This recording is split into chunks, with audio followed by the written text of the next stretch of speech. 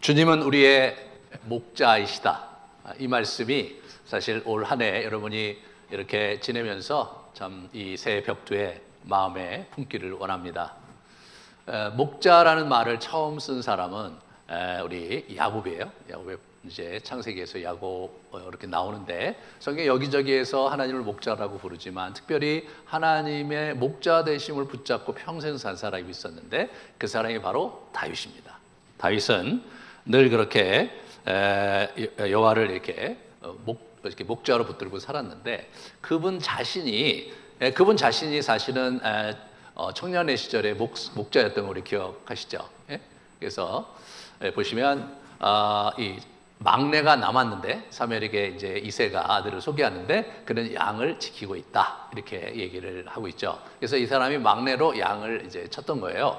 근데 이제 우리가 여기서 이제 이 사람이 막내인데 양을 치고 있었다. 이 장면을 우리가 잘 주목하시길 바라요. 왜냐하면 당시에 목자직은 좀 사람들이 꺼리는 거친 직종에 속해 있었어요. 그래서 사람들이 별로 원하지 않는 그 직종에 이제 이게 있었기 때문에 그렇기 때문에 이제 집안의 막내가 그 허드렛 일을 하고 있었던 겁니다. 이게 보시면 굉장히 그 척박했어요. 거기가 이제 건기와 우기가 있는데 우기는 그래도 이제 그나마 풀이 나는데 건기는 이제 풀이 없으니까 그거를 넘어가려면 보통 문제가 아니고 또 이제 물도 이제 그걸 추스르는 게 보통 문제가 아니라서 굉장히 이스라엘에서 목축업을 한다는 것은 큰 어려움이었다고 그래요. 그래서 이제 이 척박한 환경에서 밤낮으로 고단한 노동을 했어요, 이 사람들이. 그래서 입에 겨우 풀칠할 정도만 되어도 양치기가 되려 하지 않았다는 거예요. 그래서 결국 가난한 사람 중에서도 가장 가난하고 가진 기술이나 재능이 없는 사람들이 양치기가 되었다. 이 학자들이 이제 연구해서 내린 결론이에요. 그러니까 이 우리 목동인 다윗이 이제 그런 삶을 밑바닥의 삶을 젊어서 보낸 거예요. 이제 그런 사람이 여호와 하나님을 이제 목자라고 이제 이렇게 호칭을 한 거죠.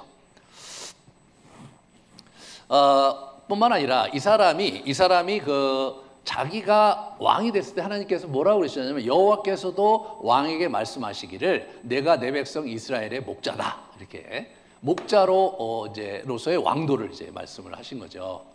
그러니까 목자로서의 왕도. 우리가 이제 저는 옛날부터 이렇게 목자하면 약간 낭만적으로 생각한 거죠. 커다란 목장에서 양과 숫대를 이렇게 돌보면서 여유 있고 이제 풍성하게 지내는 그런 그림을 우리가 그릴 수 있었을 텐데 실제로 이스라엘의 그 고대의 목자들은 그렇지 않았던 거예요.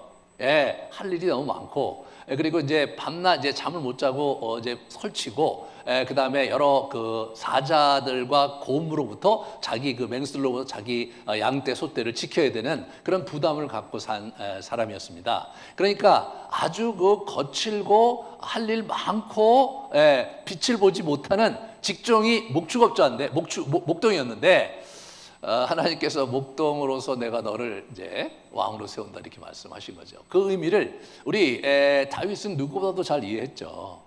그러니까 이웃 나라는 사실은 군림하고 뭔가 권세가 있고 뭔가 영화를 누리고 이제 그런 형태로 왕도를 행하고 있는데 하나님께서 이스라엘의 왕을 부를 때 너는 이제 이스라엘의 목자다 이렇게 얘기를 한 것이 갖고 있는 그 의미를 우리가 잘 새겨 보셔야 돼요. 그래서 이런 의미로 이제 이걸 봐야 오늘 본문이 잘 보여요. 그 다음에 이제 보시면 주의 백성을 구원하시며 주의 산업에 복을 주시고 또 그들의 목자가 되시오 라고 우리 시편 28편에 다윗이 하나님을 또 우리의 목자다 이렇게 하신 거예요. 그래서 자기도 하나님께서 너 목자로서의 왕도를 가라. 하나님도 우리의 목자가 되셔야 됩니다. 이렇게 얘기하면서 서로 주고받는 이제 멋진 모습을 우리가 보게 됩니다. 우리가 이제 하나님이 우리의 목자다 이런 얘기를 하실 때 여러분 하나님이 얼마나 구차하고 번거롭고 그리고 여러 가지 이렇게 어려운 일들을 이제 해나가셔야 되는 분인가. 마치 아이를 키울 때 부모가 이제 진자리 맞은 자리 보고 밤낮 이제 그 아이를 돌보기 위해서 어린 시절에 수고와 땀을 많이 흘리는데 여호와 하나님께서 그런 분이시라는 거예요.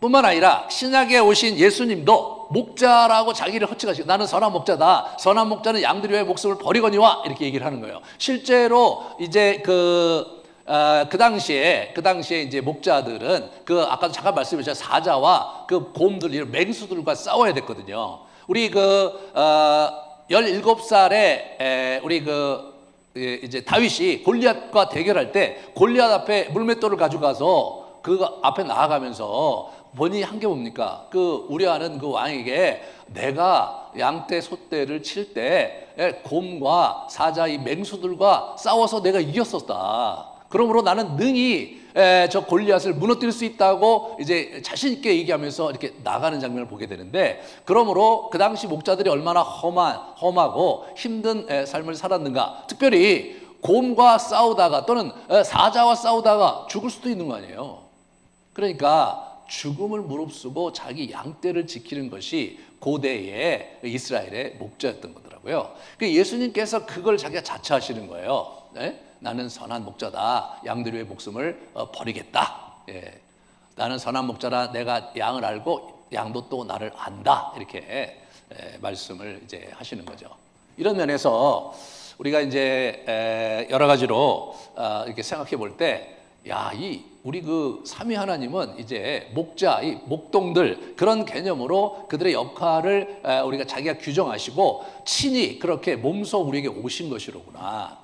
우리에게 군림하고 알고 그냥 고상하고 멋진 그런 모습으로 우아하게 우리 앞에 존재하시려고 하신 분이 아니라 인간의 죄성 때문에, 인간의 죄 때문에 헝클어지고 혼란스럽고 그 어둠 가운데 살고 있는 인간을 구원하기 위해서 스스로 목자가 되어서 자기 백성들을 돌보고 죽음을 무릅쓰고 그들을 지켜내는 그런 신으로서 여호와 하나님이시고 그런 아들로서 예수 그리스도이신 것입니다. 우리 사도 베드로는 너의 영혼의 목자와 감독 되신 이에게, 예수님이 감독인 게 아니라 먼저 목자라고 이렇게 얘기를 하신 거예요. 그리고 이제 요한계시록에 보면 보좌 가운데 계신 마지막 심판 날이에요. 어린 양이 그들의 목자가 되사 생명수 샘으로 인도하시고 라는 표현을 쓰죠. 그러니까 어린 양이 그들의 목자가 됐다. 하나님이, 예수님이 여전히 이 심판주로 오셨어도 목자로서 겸허하게 자신의 양떼들을 일구어서 생명수를 먹이면서 영원한 길로 인도하시는 분, 그분이 바로 여러분과 제가 섬기는 하나님이십니다.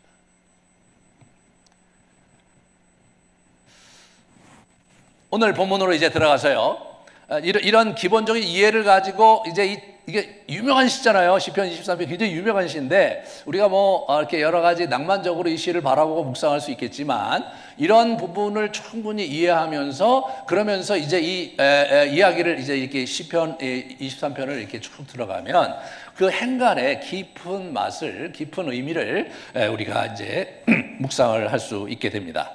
먼저 이 부족함이 없는 목자예요. 예? 먹이와 물을 먹이시는 거죠. 2절에 보면 그가 나를 푸른 초장에 누이시며 쉴만한 물가로 인도하시는 분이시다. 우리가 이제 이 친구들이 이제 양이거든요. 아주 토실토실하게 아주 저렇게 아주 똘망똘망하게 있는데 저 친구들이 보통 문제가 아닌 거예요. 아주 그 성깔이 있어 서로 싸우기도 많이 하고, 그 다음에 방향 감각이 없대요. 방향 감각이 없어서 이거 인도하려면 아주 골치를 많이 앓고, 그래갖고 이제 여기 중앙아시아라든가 여기 어디입니까? 저 몽골에 가면 이게 양떼들 한가운데 이렇게 보면 염소가 한두 마리 있어요. 그 염소는 방향 감각이 있는 거예요. 염소가 데리고 다녀요. 한번 유심히 이렇게 TV라든가 또는 가셔서 가만히 보시면 양떼들이 쫙 움직일 때 보면 맨 앞에 조그마한 염소가 앞으로 가면 이 녀석들이 수백 마리가 거기를 그렇게 쫓아다니고 있어요. 아니, 보통 이 떼로 군집하는 그런 동물들은 그 무리 중에 수장이 있잖아요. 그죠? 수장이 신호를 보내고, 수장이 위험 신호를 보내면 다 또 그 수장이 지시하는 대로 가고, 이런 것이 일반적으로 이제 사슴떼라든가 얼룩말들이 이렇게 보면 그렇게 하거든요. 이 친구들은 그게 안 되는 거예요. 그게 안 되는 거예요. 그래서 어떤 기록에 보니까 이게 막 비바람이 불고 폭풍우가 몰아칠 때 이 친구들 앞에 이제 몰아치잖아요. 그럼 상황이 이제 굉장히 어려운 골짜기에 있다 손 치더라도 움직일 줄 모른대요.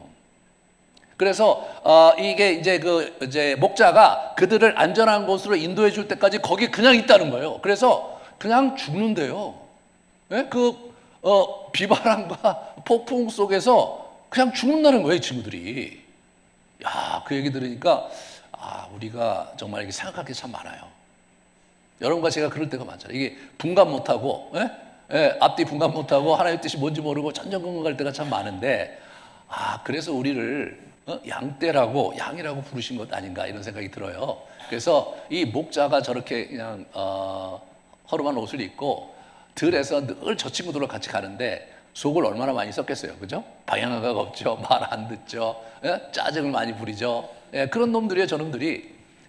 그래서 저렇게 아주 평화롭게 이렇게 이제 풀을 뜯고 있는 것 같지만 저 뒤에는 부산하게 부지런히 움직인 목자의 손길이 있는 겁니다. 그래서 이들을 또 이렇게 꼴을 먹이시고 그 다음에 이렇게 쉴만한 물가로 인도하시는 거죠. 쉴만한 물가로. 쉴만한 물가, 고요한 물가거든요. 이게 원어로 보면 고요한 물가인데 이게 뭐냐면 이 친구들이 물을 무서워한대요. 물을 무서워해서 막 물이 빠르게 가잖아요. 그럼 안 들어가는 거예요. 그러니까 이 친구들이 놀라지 않을 만한 저렇게 졸졸 흐르는 시내가 이런 데나 이 친구들이 들어가지, 그렇지 않으면 아예 물 근처도 안 간다는 거예요. 그러니까 이제 이스라엘의 그 목자는 저런 것을 늘 이렇게 챙겨두고 알아봤다가 그쪽으로 이렇게 인도해야 되는 거예요. 그게 쉴만한 물가로운 거예요. 여러분, 그리고 좀 아까 제가 보여드린, 아이고 이게 아닌데, 이거 보시면 여기 보시면 우리가 풀밭에, 푸른 초장에, 푸른 풀밭에 누이시며 이렇게 나와요. 누이시며. 그래서 좀 찾아봤어요. 왜 그걸 누일까? 저는 이렇게 생각했어요. 저 친구들이 이제 풀을 뜯다가, 우리 소떼들 보면 왜 풀을 뜯다가 이제 한참 뜯으면 이렇게 누워서 지 새끼들하고 이렇게 되새김질하면서 이제 시간을 보내잖아요. 이제 그럴 거라고 기대를 했는데 그게 아닌 거예요. 이 친구들은 안 눕는데, 웬만해서는 안 눕는데요. 첫 번째, 배고프면 안 눕고, 두 번째, 서로 싸우고 있으면 안 눕고, 그 다음에 두려움이 있으면 안 눕는데요. 그러니까 이게 우리가 생각할 때 저렇게 그냥 갖다 놓고 잘 놔두면 지들이 시컬 먹고 눕는 그런 동물이 아닌 거예요. 그러니까 그걸 너무나 잘 알고 있는 거잖아요, 다윗이. 그러면서 이게 푸른 초장에 인도하셔서 평안히 풀을 뜯게 하시며 이렇게 얘기하시는 게 아니라 거기에 누이셨다는 얘기를 하는 거예요. 여러분, 저 친구들을 눕게 하려면 목자가 엄청 많은 것들을 챙겨야 되는 거더라고요. 서로 다투는 것도 이게 잘 유지해야 되고, 마음을 편안하게 해야 되고, 배도 고프지 않게 해야 되고, 두려움 없이 잘 지키고 안전한 곳이라는 안심을 시켜줘야 이 친구들이 비로소 눕는 거예요. 참 이게, 그래서 이분이 목동 출신이었기 때문에 이게 이렇게 표현한 거구나. 여러분, 푸른 초장에 풀어두시며, 이렇게 한 게, 푸른 초장에 놓아두시며, 이게 아니라 푸른 초장에 누이신다. 그 다음에 그 물가, 쉴만한 물가로 인도하신다. 이런 부분이요. 이 친구들이 두려움이 많고 또 성깔이 거칠고 예민하기 때문에 웬만해서는 눕지 않고 웬만해서는 물가에 가지 않는 놈들을, 그거를 그렇게 하시는 분이 여호와 하나님이시라고 얘기하는 거예요. 이분이 자기가 험난한 여정을 가고 인생이 정말 모질게 이렇게 흘러가는 그런 경험을 했던 분인데, 그분이 자기의 하나님을 목자라고 모시면서 그분이 실제로 자기에게 그러한 형태로 인도하시는 분이라는 고백을 드리고 있다는 거죠. 여러분은 어떠십니까? 여러분은 하나님께서 여러분을 푸른 초장에 누이시고 계신 적이 있으셨습니까? 지난 한 해? 여러분이 정말 두려워서 이렇게 물을 먹어야 되는데 가지 못하는 여러분을 하나님께서 평안으로 지키시고 안전하게 하시며 여러분의 생활을 이렇게 잘 평안하게 인도하시는 그런 일을 하신 그런 경험이 있으십니까? 한번 돌아보시기 바라요. 이게 하나님께서 우리에게 하시는 일이라 그렇게 지금 다윗은 우리에게 얘기를 하고 있습니다. 이어서 3절에 보시면 내 영혼을 소생시키시고 내 영혼을 이렇게 리스토어예요. 회복시키시고, 그 다음에 자기 이름을 위하여 의의 길로 인도하시다. 내 영혼을 우리에게 이렇게 이렇게 일으켜 세우시고 의의 길로 인도하시는 분이세요. 우리의 영적인 여정을 붙잡고 이렇게 저렇게 그냥 놔두시는 게 아니라 그 길로 이렇게 인도하시는 분이신 거예요. 여기서 주의해야 될 것은 뭐냐면 자기 이름을 위하여요. 자기 이름을 위하여 그리 하신다는 거예요. 근데 이렇게 우리나라 성경에 보면 내 영혼을 소생시키시고 자기 이름을 위하여 의의 길로 인도하시는도다 이렇게 번역을 하니까 자기 이름을 위하여가 두 번째 문장, 그러니까 의의 길로 인도하시는도다에만 국한된 것처럼 이렇게 뉘앙스가 그렇게 읽혀지기 쉬워요. 그런데 원어에 보면 그렇지가 않아요. 원어에 보면 어떻게 되냐면 내 영혼을 소생시키시고 의의 길로 인도하시는도다 하면서 자기의 이름을 위하여가 맨 뒤에 붙어 있어요. 이거를 이제 실제로 NASB는 그걸 잘 번역을 했는데 첫 번째 내 영혼을 소생시키시고 하고 세미콜론이 있어요. 그 다음에 의의 길로 인도하시는 보다 이렇게. 그러니까 내 영혼을 소생시키시고 의의 길로 인도하시는 도다가 두 개가 같이 이렇게 짝이 되는 거예요. 짝이 되는 거예요. 두 개가 패럴리즘을 해서 병행법으로 두 개가 짝이 있고요. 그 다음에 그 맨 마지막에 그거를 어떤 원리에서 그렇게 하시는가? 자기 이름을 위해서 하신다는 거예요. 자기의 존재를 걸고 그걸 하신다는 거예요. 그분의 의와 그분의 자비와 그분의 공의와 이런 그의 성품을 걸고 그걸 하신다는 거예요. 여러분과 제가 정말 그분이 보시기에 정말 합당하고 여러분과 제가 그분이 보시기에 순종을 잘하고 이제 그러면서 그걸 보시고 이렇게 오셔서 챙겨주시는 것이 아니라 순전히 자기의 성품에 근거해서 하나님께서 그런 은혜를 이렇게 부어주신다는 그런 이야기를 우리에게 들려주고 있는 것입니다. 사랑하는 여러분, 여러분이 하나님 보시기에 정말 내가 제대로 기도 생활을 하는가? 내가 제대로 합당한 삶을 사는가? 나 같은 사람에게 관심이 있으실까? 다윗과 같은 사람한테는 능히 그렇겠지만 나한테는 그러실까? 라는 생각을 혹여 하시고 계시다면 그렇지가 않아요. 그냥 원래 그분은 자기 백성을 그렇게 하시는 분이세요. 우리가 어떠하든지 간에 우리를 이렇게 쉴만한 물가로 인도하시고 푸른 초장에 누이시는 분이 여호와 하나님이십니다.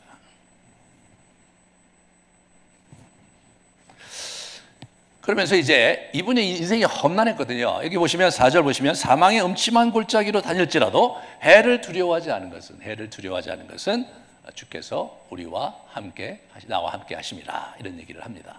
그러니까 이 사망의 음침한 골짜기를 다닐지라도 이 시가 상당히 푸른 초장에 가득한 그 양떼를 돌보고 있는 목가적인 풍광을 가지고 이 시를 시작하지만 이게 4절부터는 긴장이 있는 거예요. 실제로 이번의 삶이 평안하고 평탄하지 않았거든요.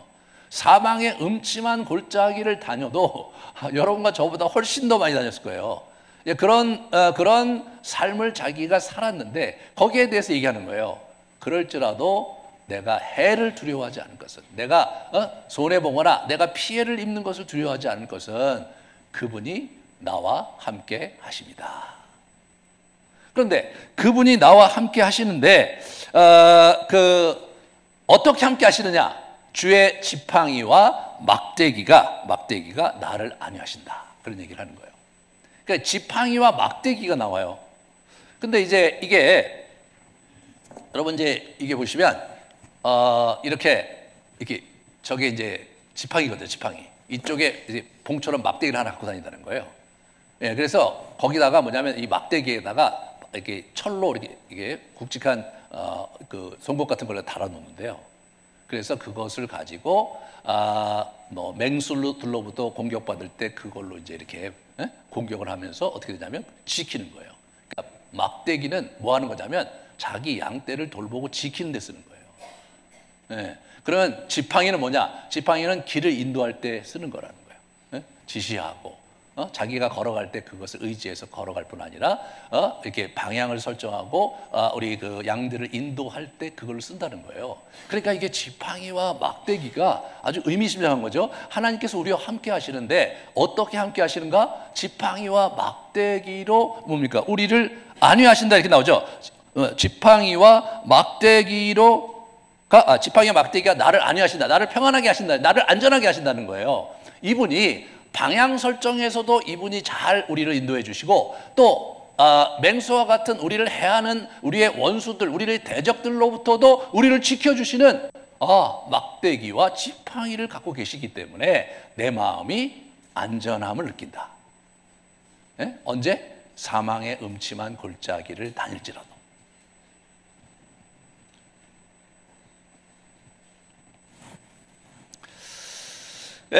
거기까지만 해도 참 이게 감지덕지죠. 거기까지만 해도 하나님께서 사망은 음침한 골짜기를 다니는데 이분이 막대기와 지팡이로 우리를 보호하시고 함께 해주시는 것만으로도 우리에게 크게 우리가 감격스럽고 감사한데, 이분이 한 가지를 더 이분에게 이제 다윗에게 베푸신 거예요. 그것이 5절입니다. 주께서 내 원수의 목전에서 내게 상을 베푸시고 기름으로 내 머리에 바르셨으니 내 잔이 넘치나이다. 이제 그 얘기를 이제 하는 거죠. 네? 그래서 이렇게 보호하시고 이렇게 보시는데, 이렇게 저분이 이제 저렇게 하나님께서 우리 임재하시는 거, 그런 걸 보여주고, 이분이 이제 이렇게 싸우는 거예요. 싸울 때 저걸 가지고 이렇게 하고 이렇게 챙기시는 거예요. 이분이 보시면 이렇게 저걸 가지고 지키고 있다가 이제 이렇게 싸우는 것을 이렇게 이분이 하시는 그런 장면을 이렇게 저렇게 표현을 했고요. 그리고 이렇게 양을 이렇게 챙기고 있죠. 이렇게 챙기고 있는 겁니다. 이게 목자가 하는 일이에요. 거기다가 이렇게 멀리 이렇게 헤매는 놈이 있으면 저렇게 지고 이제 다니는 그런 그 목자의 모습을 이렇게 사진을 누가 잘 찍었는데, 저는 이제 저 그림을 좀 여러분과 함께 좀 묵상하고 싶은 거는, 제가 이제 책을 읽다 보니까 이 고대 교회, 초대교회 때 이제 핍박이 많았잖아요. 그러니까 이분들이 몰래 집에 숨어서 예배드리기도 하고, 지하에 이제 이렇게 굴을 파갖고 지하에서 예배드리기도 했는데, 그 지하의 예배당에 보면 이렇게 이른 양을 이렇게 어깨에 메시는 그 목자의 그림이 거기 많았다는 거예요. 저는 그냥 거기에 십자가상의 예수님만 거기 있을 것 같잖아요. 우리는 캐톨릭만 봐갖고, 캐톨릭만 봐서 막 캐톨릭은 막 십자가상에 있는 그 예수님의 예수님이 거기 있는 달려 돌아가신 그 상처 있고 좀 고난 받으시는 예수님을 이제 많이 이렇게 봤는데, 그게 아니었더라고요. 예? 저런 형태의 예수님의 그림을 그려놓고 그들이 지하에서 예배를 드렸다는 거예요. 정말 우리의 그 초창기 초대교회 우리의 선배들은 예수님을 생각할 때마다 목자이신 예수님을 붙들고 살았구나. 예수님께서 잃은 양을 챙기고 이렇게 오시는 목자처럼 우리를 돌보시고 우리를 챙겨주시는 분으로 이분이 그렇게 오신 것에 대해서 우리 선배들이 그걸 붙잡고 살았구나. 그렇다면 여러분, 요즘과 같은 시대에 참 어렵고 미래가 어떻게 될지 좀 어려운 이 시대에 저와 여러분이 붙들어야 될 예수님의 모습은 저 모습인 거죠. 우리 선배들이 그랬듯이 저 모습을 붙들고 기도하며 이 어려운 시기를 이겨내시는 여러분 되시기를 축원합니다. 그래서 이렇게 보시면 원수의 목전에서 내게 상을 차려주시고 기름을 내 머리에 부으셨다. 이런 거예요. 자, 여기서 이제 상을 차려줬다. 그래서 저는 옛날에 뭐 상을 이렇게 내리셨나 이런 거 했더니 그게 아니고 이게 잔치상을 내주셨다는 거예요. 그 다음에 이제 기름을 붓는 거. 기름을 붓는 게 좀, 이게 왜 여기 들어와 있나 그랬더니 그 당시 고대 사회에서 이렇게 이제 유명한 왕이라든가 이런 귀족들, 이런 지방의 어떤 고관 대작들이 이렇게 이제 잔치를 배설할 때 아주 귀한 손님이 오면 그 머리에 이렇게 기름을 이렇게 부었다는 거예요. 기름을. 예? 그래서 이제 그 아름다운 향이 나오게도 하고, 그 기름을 통해서 그 친구를 이렇게 뭐랄까 환영한다는 표시를 그런 식으로 한 거죠. 사실 우리나라 문화 속에서는 내가 자취집에 갔는데 주인이 나와서 여기다 기름을 뿌리면 굉장히 우리나라에서 이상할 텐데 저분들은 그랬다는 거예요. 그러니까 이게 원수의 목전에서 지금 음침한 골짜기를 다니고 있는데 굉장히 어려운 상황을 가고 있는데 저쪽에는 대적들이 있는 거예요. 이쪽에 대적들이 있는 거예요. 원수와 대적들이 저쪽에 쫙 있는데 갑자기 하나님께서 나타나셔서 거기다가 이렇게 잔치상을 베푸신 거예요. 그리고 나서 이 친구에게 기름을 이렇게 얹어줌으로써 아주 귀한 손님을 대접하듯이 우리 다윗을 대접하는 그런 모습을 이분이 상상하고 있는 거예요. 어제 아침에 제가 이제 새벽에 이제 이렇게 다윗이 시편 18편에 그가 이제 영적 싸움을 하고 이제 그런 과정에서 갑자기 그 좀 굉장히 상징적이고 굉장히 이제 이해하기 어려운 그런 모습들, 뭐 구름이 빽빽하게 있고 어둠이 있고 뭐 화살이 있고 뭐 불화살이 날라오고 그런 그림들을 그분이 이제 쭉 묘사를 했는데 그 얘기를 하면서 제가 말씀을 드렸는데 이분이 영적 전쟁을 하고 자기 인생을 살다가 괴롭고 어렵고 그럴 때 하나님의 임재 의식이 없어지고 기도하기 힘들 때마다 했던 게 뭐냐면 상상의 나래 속에 하나님의 모습을 자꾸 자기 마음속에 이렇게 주입하면서 주님께 나아갔거든요. 첫 번째로 뭐 했냐면 이제 출애굽기 19장에 신의 산에 강림하시는 하나님의 임재를 계속 이 사람이 묵상을 했어요. 자기의 삶의 현장에서 하나님이 살아계신 것 같지 않고 왠지 나에게 멀어지고 왠지 오늘 기도는 들어주지 않을 것 같은 그런 어려운 상황 속에서 이 사람이 어떻게 그것을 이겨냈는가, 그 상상의 나래 속에서 그 장면을 묵상하면서 하나님의 임재를 붙들고 나아갔던 거예요. 두 번째 묵상했던 것은 뭐였냐면 이 출애굽의 영상, 이 홍해를 가르는, 그래서 홍해가 이게 바람 속에서 이게 물이 쫙 갈라지고 마른 땅이 나와서 그걸 걷는 그런 형상을 이분이 그걸 상상의 나래 속에 자기에게 그걸 깊이 묵상하면서 그러면서 그 고난 속에 구원으로 나를 이끌어 가시는 하나님의 인도하심의 실체적인 그 실체감을 느끼고 붙잡고 나아가려고 하는 영성을 보여주고 있다. 그 말씀을 드렸듯이 오늘 이 장면에서도 내 원수의 목전에서 내게 상을 주시고 기름을 내 머리에 부으셨다. 이게 상징적인 그림이잖아요. 뭐 예수님께 하나님께서 나타나서 갑자기 뭐 하늘에서 잔치상이 떡 떨어지고 그리고 천사를 보내갖고 머리에다 기름을 붓고 이런 건 아니잖아요. 그죠? 이게 일반적인 만찬에서 일어나는 그 잔치상의 그런 장면을 이 사람이 자기에게 가져와서 그걸로 깊이 묵상하는 거예요. 그걸로 깊이 하나님을 경험하고 만나기를 원하는 거예요. 이러한 어려운 상황이고 사망의 음침한 골짜기에서 지금 내가 전쟁 중에 있고 하나님께서 정말 이 막대기와 지팡이로 나를 구원해 주셨고 너무나 감사한 시간인데 그것을 넘어서서 이분이 내 마음을 챙기시고 나에게 기쁨과 평강을 주시고 내 마음에 위로를 주시고자 이렇게 나에게 찾아오신 그런 장면을, 그런 만찬 장면을 자기가 상상하면서 나에게 상을 이렇게 아름답게 베푸시고 나에게 기름을 부으시면서 나를 환영하고 나를 격려하고 나를 북돋으려고 하시는 하나님의 그 인자하신 손길을 이분이 붙잡으려고 합니다. 이 시가 이 장면에서 4절과 5절에서 클라이막스로 올라가는 거예요. 그리고 이제 6절에 보면 6절에 이게 나와요. 내 평생의 선하심과 인도하심이 정녕 나를 따르리니 이렇게 나오죠. 그분의 선하심과 인자하심이 내 생애, all the days of my life, 내 생애에 이분이 그것이 반드시 나를 따르리니, 이게 정녕 나를 따르리니, 최근 번역은 반드시 나를 따르리니, 반드시. 이게 믿음이잖아요.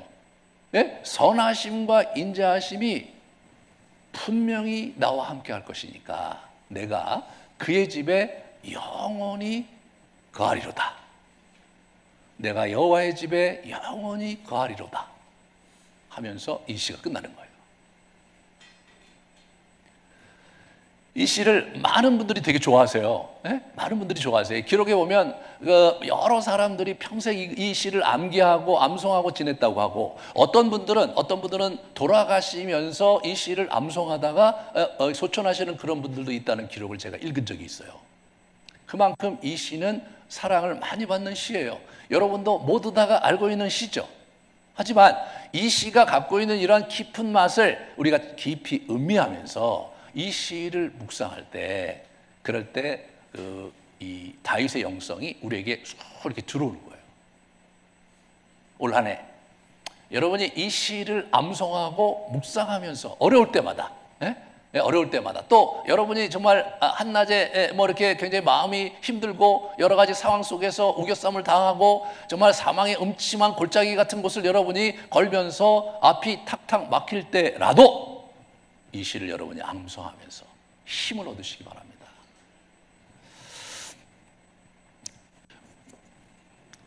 이렇게 보시면 우리가 이제 우리가 좀 이렇게 적용하려고 하는 건 이 두 부분인데요. 첫 번째, 양떼로 그분 앞에 머무는 것. 두 번째로 그분의 집에 사는 것입니다. 이렇게 이분이 우리를 먹이고 마시시잖아요. 우리가 침묵과 하나님의 말씀을 묵상하는 삶을 통해서 우리가 그분을 호흡하고 우리의 영적인 필요를 공급받는 것이 필요하죠. 두 번째로 우리의 영혼의 안식과 쉼인데 우리의 기도의 자리를 지키는 거예요.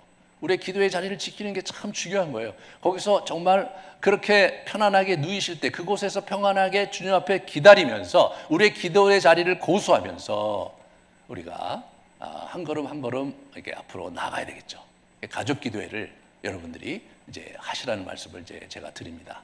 그래서 이제 자기 집에서 가족과 함께 기도의 자리를 지키고, 가족 예배 드리신 분들 그게 가족 기도회, 또 다른 거냐고 저한테 묻는 분이 있는데 그게 그겁니다. 그래서 예배를 드리든 기도회를 하든, 근데 제가 기도회라고 한 이유는 예배라는 형식 자체에 너무 부담 갖지 마시고 기도회로 이렇게 모이면서 이렇게 하시다 보면 자연스럽게 예배의 분위기로 가니까 그렇게 하시라는 말씀을 이제 드립니다. 두 번째로 그분의 집을 살라. 그러니까 양떼 안에 거하는 게 중요하거든요. 이게 양들이요, 이게 그 떼 안에 있지 않고 자꾸 길을 벗어나잖아요. 그러면 이 친구 위험한 거예요. 네? 그러면 맹수의 먹잇감이 되는 거예요. 그걸 아니까 우리 예수님께서 그 아홉 마리의 양떼가 있는데 한 마리를 잃어버린 그 목자가 한 마리 잃은 양을 위해서 저 누가복음 15장에 보면 그거를 찾아 나서는 그림이 있잖아요. 그 그림이 있잖아요. 그것이 정말 여러분과 저에게 참 소중한 그림이어야 되는데, 우리가 그 양떼의 무리에 있지 않으면, 떨어져 나가면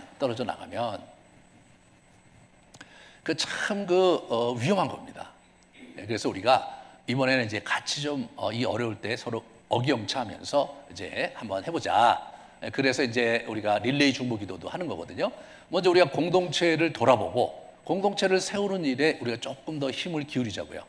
특별히 이렇게 교회에 봉사하고 섬기는 일에 여러분 조금 더 시간을 내서 여러분이 함께 해주셨으면 좋겠어요. 특별히 교회를 청소하는 일이 있는데 많은 분들이 와서 하시는데 최근에 이렇게 또 이렇게 많이 줄어들어갖고 봉사부장이 되게 어려워한다는 얘기를 제가 듣고 마음이 너무 아파서 오늘 설교 시간에 이 얘기를 안 할 수가 없게 된 거예요. 여러분들이 뭘 해야 되는지 모르는 분들이 있으면 이렇게 봉사부장에게 묻거나 또 목사님한테 물어서 언제 청소하는지 물으셔서 청소라도 좀 하시면서, 또 이제 여러 섬길 수 있는 일들이 있잖아요. 하면서 교회를 온전하고 견고하게 세워가는 일, 그런 일을 우리가 잘 해나가야 되겠다.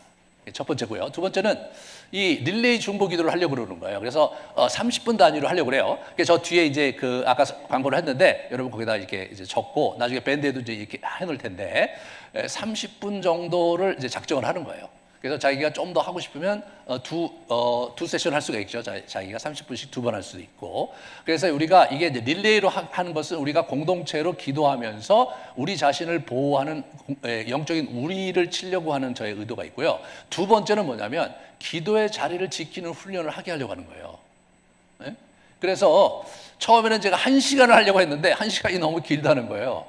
그래서 이제 그래 그러면 30분으로 줄여서 같이 해보자. 그래갖고 제가 말씀을 드리는 거예요. 이 중보기도를 하는 그때 중보기도를 하시고, 우리가 중보기도 제목도 우리가 올려드릴 거예요. 그 다음에 침묵 가운데 쉬시기도 하시고, 들어놓 주무시지만 않으면 됩니다. 침묵 가운데 하시고, 그 다음에도 시간이 좀 남으면 기도를 여러분이 하고 싶은 기도를 했는데도 시간이 남을 수 있죠. 어떤 분은 30분 했는데 무슨 할 얘기 하다가 마는 거 아니야 이렇게 얘기하실 분도 있지만, 어떤 분은 얘기하다 보면 말문이 막혀. 얘기하다 보면 더 할 얘기가 없어요. 그러면 기도를 끝내야 될 텐데 문제는 30분이 남았잖아요. 그러니까 말씀을 봉독하세요.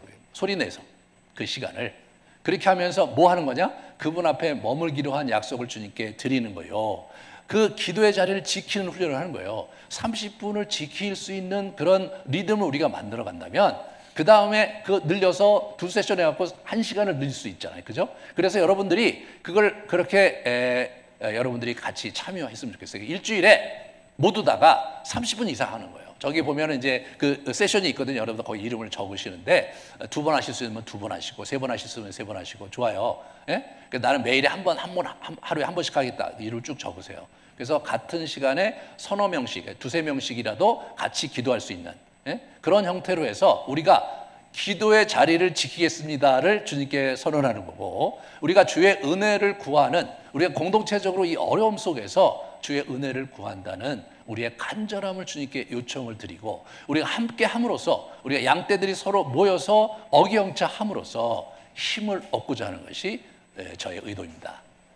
우리가 참 어려운 시대를 우리가 살아가지 않을 수가 없고, 여러 가지 그 한국 상황이 참 쉽지가 않은 것을 여러분이 체감하고 계시고, 이 혼란이 언제까지 지속될지 우리가 가늠할 수가 없어요.